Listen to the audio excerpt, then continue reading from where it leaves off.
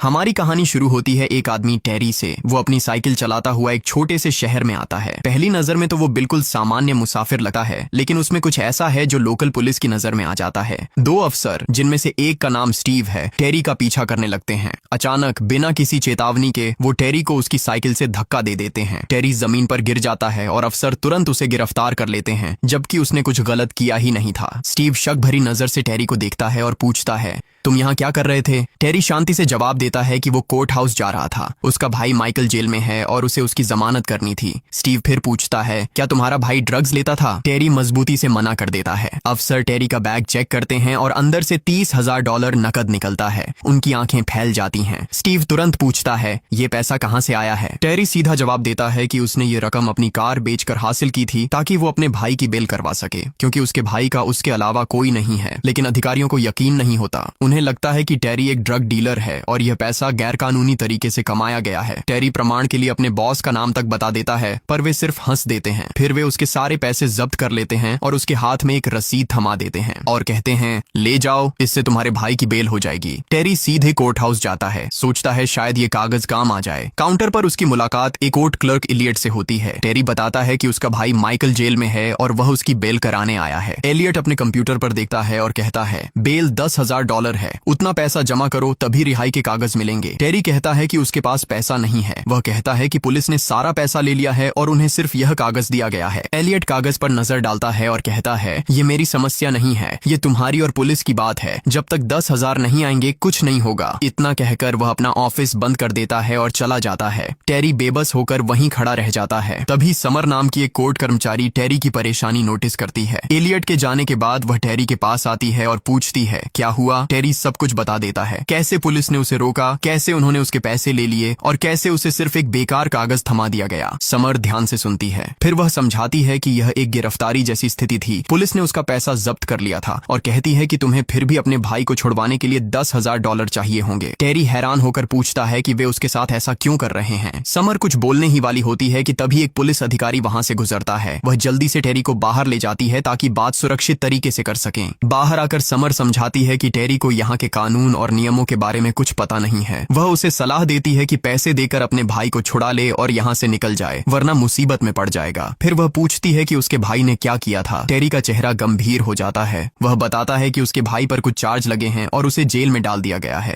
2 दिन बाद उसके भाई को एक और जेल में ट्रांसफर किया जाना है, जो उसके लिए बहुत खतरनाक जगह है। टेरी समझाता है कि एक गैंग ने एक कातिलाना मामला किया था और उसका भाई उस कांड का गवाह बन गया था। उसकी गवाही की वजह से गैंग का बॉस उसी जेल में बंद है जहाँ उसके भाई को भेजा जा रहा है। अगर उसका भाई वहां पहुंच गया तो वे उसे मार डालेंगे, इसलिए टेरी अपने भाई की बेल कराना चाहता है। ये सब सुनकर समर कहती है कि पैसे तैयार रखो, वह बेल के कागज तैयार करवा देगी, लेकिन बिना पैसे के कुछ भी नहीं होगा। टेरी हाँ कहता है, पर उसके पास पैसे नहीं होते। वह तय करता है कि उसे पुलिस स्टेशन वापस जाना होगा। पुलिस स्टेशन पहुंचकर टेरी की मुलाकात फिर से स्टीव से होती है। फिर पुलिस चीफ थॉमस आता है। थॉमस ने खुद एक झूठी रिपोर्ट लिखवा रखी थी, जिसमें दर्शाया गया था कि गलती टेरी की ही थी। टेरी अपनी कार के कागज निकालता है और थॉमस को दिखाता है। कहता है, ये देखो मेरी कार के कागज, मैंने ये कार बेचकर पैसा इकट्ठा किया था। वह समझाता है कि उसके भाई की बेल के लिए सिर्फ $10,000 चाहिए। अगर थॉमस चाहे तो बाकी पैसा रख ले, बस उसे 10,000 दे दे ताकि वह अपने भाई को छुड़ा सके। टेरी की बात सुनकर थॉमस कहता है कि वह उसे जरूर उसके भाई से मिलवाएगा। वह कहता है, कल सुबह 8 बजे यहाँ आना, तुम्हारा भाई मिल जाएगा। टेरी मान जाता है और रात जंगल में गुजारता है। अगली सुबह टेरी फिर से पुलिस स्टेशन आता है। वह देखता है कि एक गाड़ी अभी अभी वहां से जा रही है। जब वह थॉमस के पास जाता है, थॉमस कहता है कि वह देरी से आया है, उसका भाई अभी यहाँ से चला गया है। ये सुनकर टेरी अपनी साइकिल पर उस गाड़ी का पीछा करने लगता है ताकि अपने भाई से मिल सके।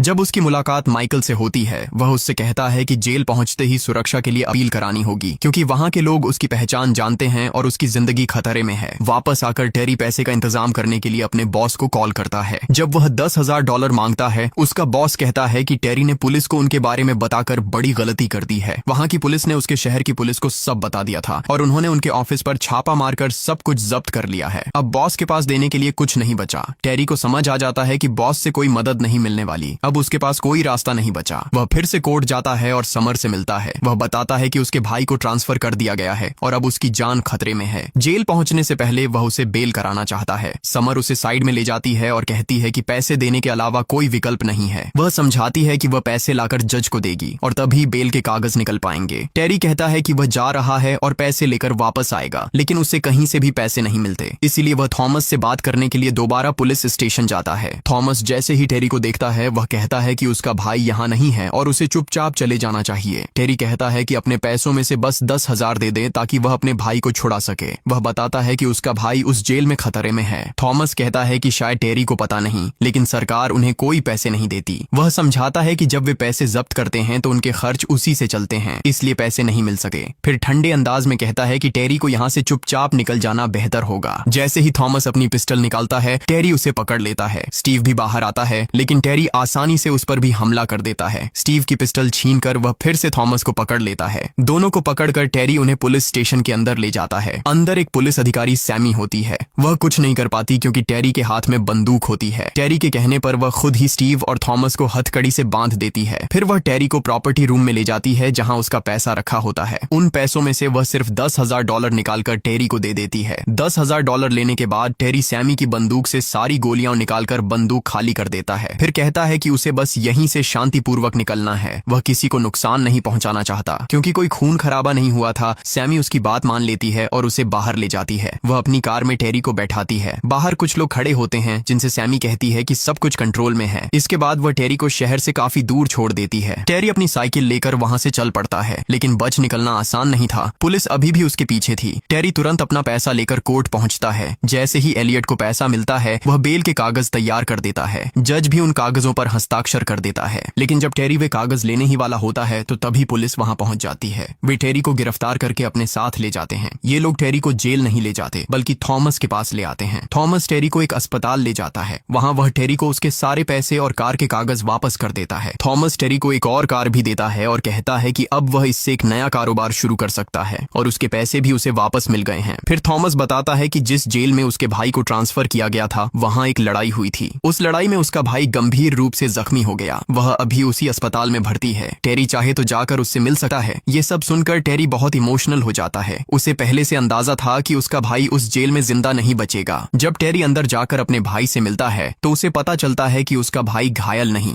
बल्कि मर चुका है। उसके भाई पर कई बार छुरी से वार किए गए थे। उन्हीं जख्मों की वजह से उसकी मौत हुई थी। अपने भाई की लाश को ठीक जगह रखकर टेरी वहां से निकल जाता है। आखिरी बार समर उसे छोड़ने जाती है। रास्ते में समर एक पूरी रिपोर्ट निकालकर टेरी को दिखाती है। उसका इरादा था कि वो टेरी को बता सके कि पुलिस वहां कितने गंदे और गैर कानूनी काम कर रही है। लेकिन टेरी को अब इन सब बातों से कोई मतलब नहीं रहता। वह सिर्फ अपना नंबर लिखकर समर को देता है और वहां से चला जाता है। रात को सीन समर के घर में शिफ्ट होता है। समर सो रही है कि अचानक कोई उसके घर आता है और उसे नशीले इंजेक्शन देकर चला जाता है। घर के बाहर खड़ी गाड़ी देखकर समर समझ जाती है कि यह पुलिस ही थी। ड्रग्स का असर उसके शरीर पर बढ़ता जा रहा था, इसलिए वह तुरंत अपना फोन निकालती है और टेरी को मदद के लिए कॉल करती है। टेरी अपनी कार लेकर सीधा समर के घर पहुंचता है। वहां पहुंचकर वह देखता है कि समर अपने ऊपर पानी डालकर होश संभालने की कोशिश कर रही है। पानी डालने से ड्रग्स का असर धीरे धीरे कम हो रहा था। समर कहती है कि वह अस्पताल नहीं जा सकती क्योंकि अगर वह गई तो उसके खिलाफ ड्रग्स की रिपोर्ट बन जाएगी। लेकिन रिपोर्ट बने बिना भी अगले दिन जब वह कोर्ट में काम पर जाती है तो जज खुद उसे बता देता है कि उन्हें उसकी रिपोर्ट मिल गई है। उस रिपोर्ट में लिखा था कि वह ड्रग्स लेती है, इसलिए वह अब वहां काम नहीं कर सकती। इसी दौरान टेरी अब भी अपनी कार में घूम रहा होता है। जब स्टीव की नजर टेरी पर पड़ती है तो वह उसके पास आता है। वह कहता है कि टेरी को यह जगह छोड़ देनी चाहिए थी और पूछता है कि वह यहाँ अब तक क्या कर रहा है। टेरी कहता है कि एक दोस्त की इमरजेंसी थी, इसलिए वह वापस आया था और अब जा रहा है। स्टीव अपनी गन निकालकर टेरी पर गोली चला देता है। गोली टेरी के कंधे में लगती है। टेरी मौके पर स्टीव पर हमला कर देता है। फिर कार में बैठकर वहां से भाग निकलता है, लेकिन पीछे से कई पुलिस वाले उसकी कार पर फायरिंग करते हैं। किसी तरह वह एक डॉक्टर के पास पहुंचता है जहां उसका इलाज शुरू होता है। इसी दौरान वह समर को भी फोन करके वहां बुला लेता है क्योंकि अब टेरी ने फैसला कर लिया था कि वह इन सब पुलिस वालों का पर्दाफाश करेगा। यहाँ समर बताती है कि कुछ दिनों में चुनाव होने वाले हैं और अगर थॉमस शेरिफ बन गया तो ये क्राइम कभी नहीं रुकेंगे। समर यह भी बताती है कि हर पुलिस वाले की कार में एक कैमरा लगा होता है। उन्होंने उन कैमरों की फुटेज कहीं सेव करके रखी है और एलियट को इसके बारे में पता है। इसी वजह से वे लोग एलियट के पास जाते हैं।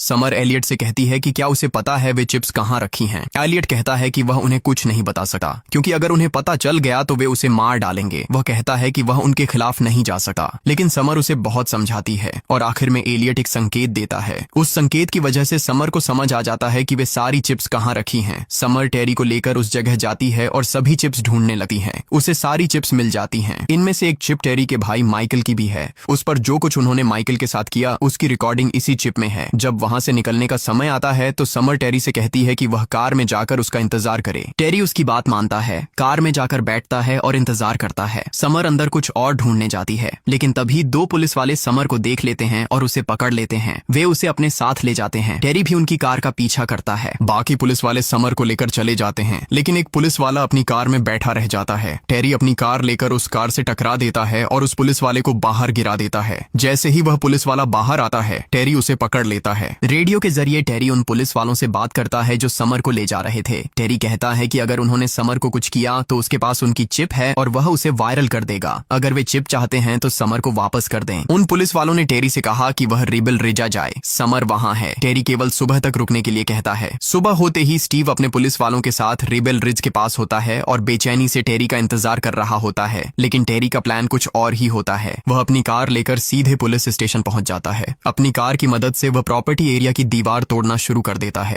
इसी दौरान जैसे ही थॉमस अंदर जाता है, टेरी उस पर हमला कर देता है। उस वक्त सैमी भी बंदूक लेकर वहां पहुंच जाती है। टेरी बताता है कि उसने चीफ को नकली बंदूक से मारा था और चीफ बिल्कुल ठीक है। फिर वह सारी चिप्स निकालता है और उन्हें आर्मी के हवाले कर देता है, क्योंकि इस बार वह आर्मी पर भरोसा कर रहा था। बाहर पुलिस भी आ चुकी थी। अंदर आर्मी अपनी बंदूकें टेढ़ी कर देती है और टेरी को पूरी तरह काबू में कर लेती है। टेरी की गलती यह थी कि उसने आर्मी पर भरोसा कर लिया, जो एक बड़ी भूल साबित होती है। अब वह पूरी तरह पुलिस के कब्जे में था। वे लोग टेरी को बाहर ले जाते हैं। जो चिप उसके पास थी वह स्टीव को दे दी जाती है। स्टीव सारी चिप्स जमीन पर फेंक देता है और उन्हें अपने पैरों से कुचल देता है। स्टीव टेरी को मारने के लिए अपनी बंदूक उठाता है, लेकिन एक पुलिस वाला कहता है कि वह उसे नहीं मार सकता। स्टीव अपनी मनमानी कर रहा होता है तो वह पुलिस वाला अपनी बंदूक स्टीव के विरुद्ध तान देता है। उसी समय थॉमस पीछे से आता है और उस पुलिस वाले के पैर में गोली मार देता है। इसी दौरान टेरी को मौका मिल जाता है। वह एक कार के पीछे छिपकर उस पुलिस वाले को खींचकर साथ ले जाता है जिसके पास बैग था। उस बैग में टेरी ने स्मोक बम रखा हुआ था।